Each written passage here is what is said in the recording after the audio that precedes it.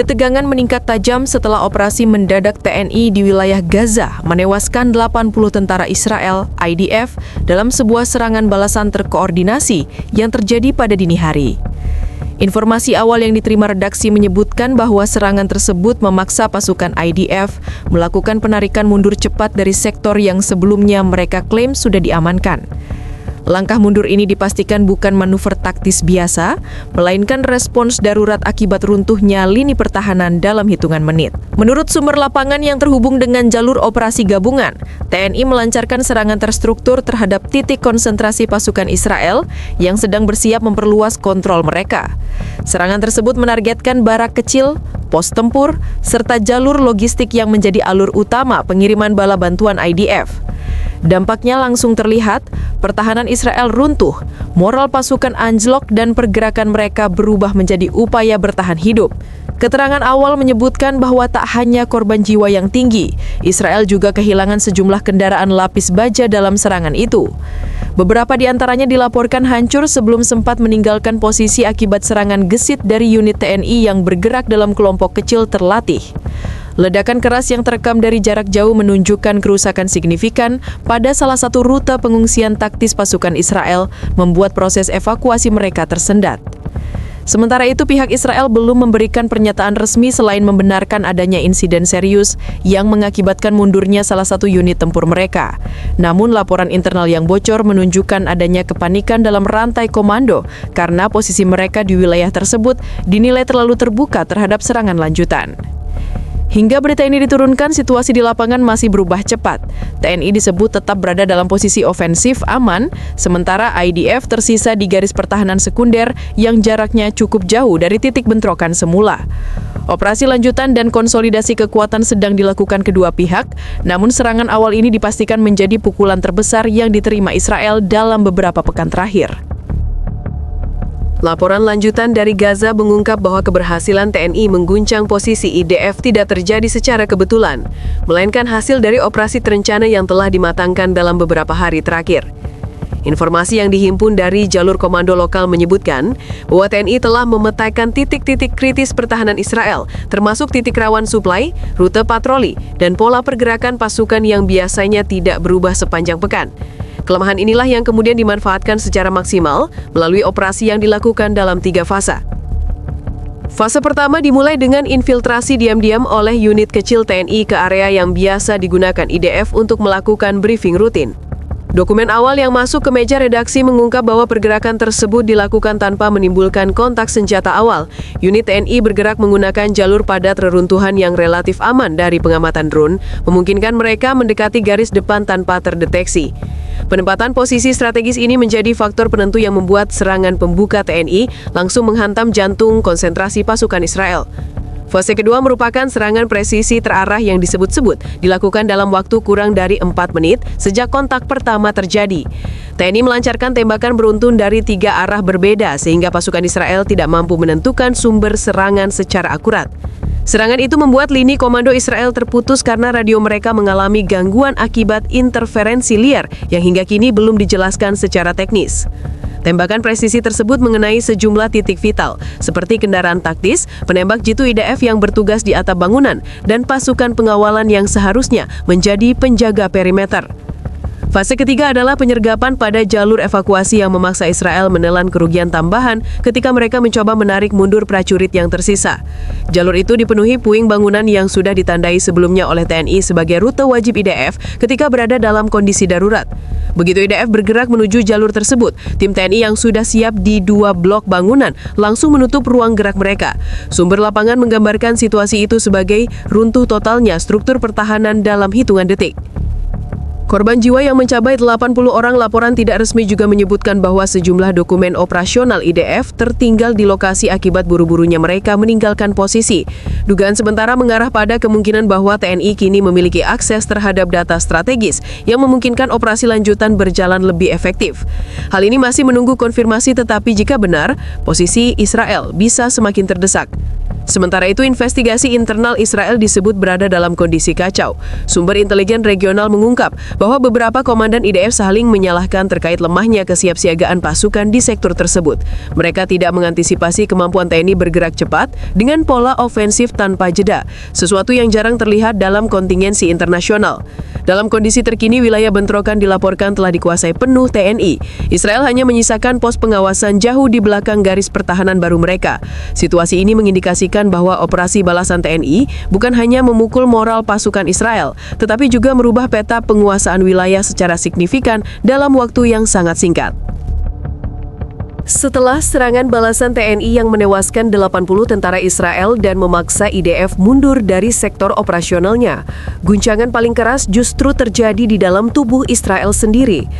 Informasi yang didapatkan dari sejumlah sumber keamanan regional menyebutkan bahwa proses penarikan mundur tersebut memicu perdebatan besar di antara komandan lapangan, pejabat strategis, hingga Biro Politik Tel Aviv yang kini dikabarkan saling tuding soal kegagalan pengamanan wilayah Gaza.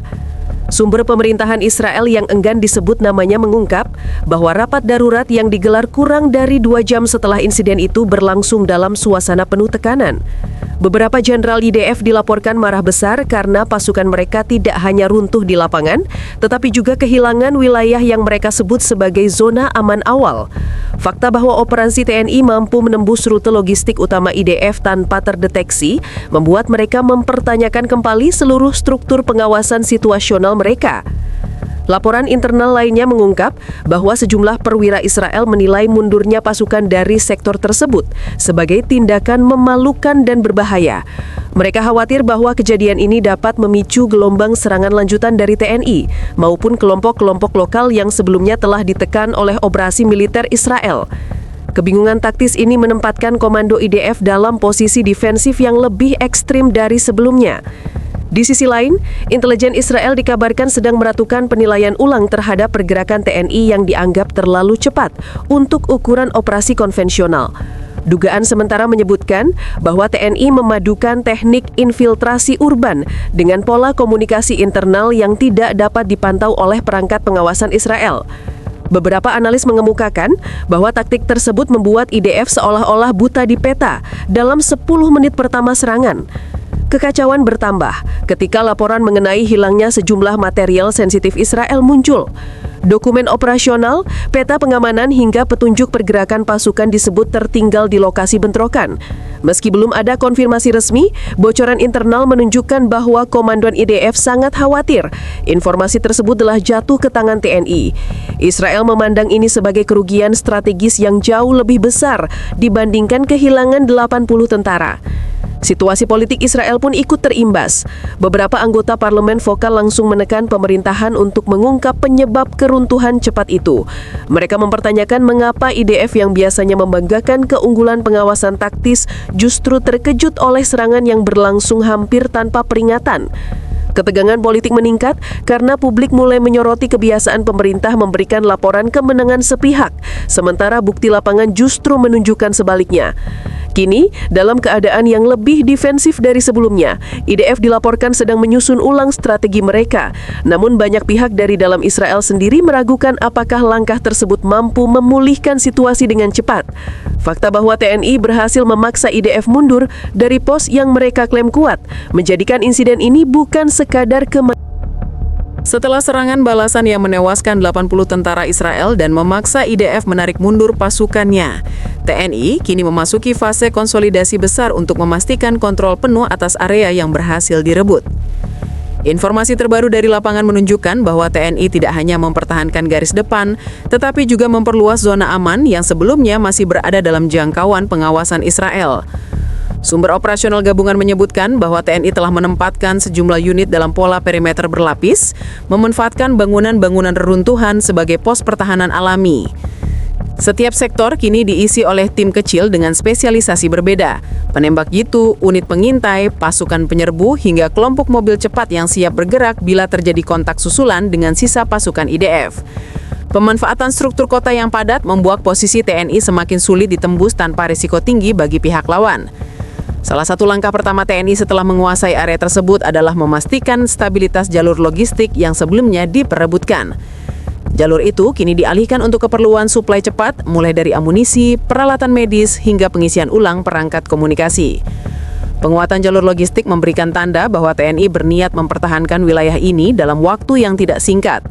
Beberapa laporan awal bahkan menunjukkan bahwa TNI mulai menjalin koordinasi dengan jaringan lokal untuk mempercepat akses rute tersembunyi yang tidak terdeteksi oleh IDF. Selain memperkuat pertahanan, unit TNI juga melakukan penyisiran lanjutan di sejumlah bangunan untuk memastikan tidak ada pasukan Israel yang bersembunyi atau mencoba melakukan sabotase.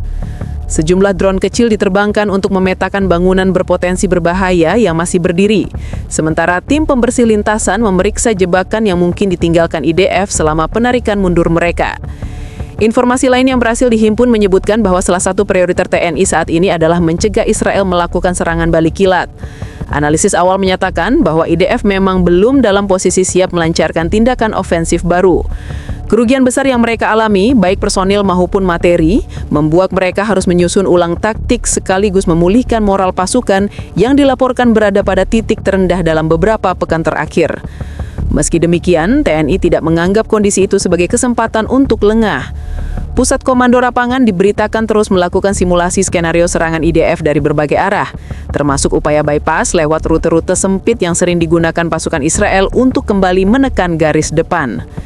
TNI juga meningkatkan peran unit intelijen yang bertugas menganalisis pola komunikasi IDF yang tersisa, memastikan setiap potensi ancaman dapat dipetakan sejak dini.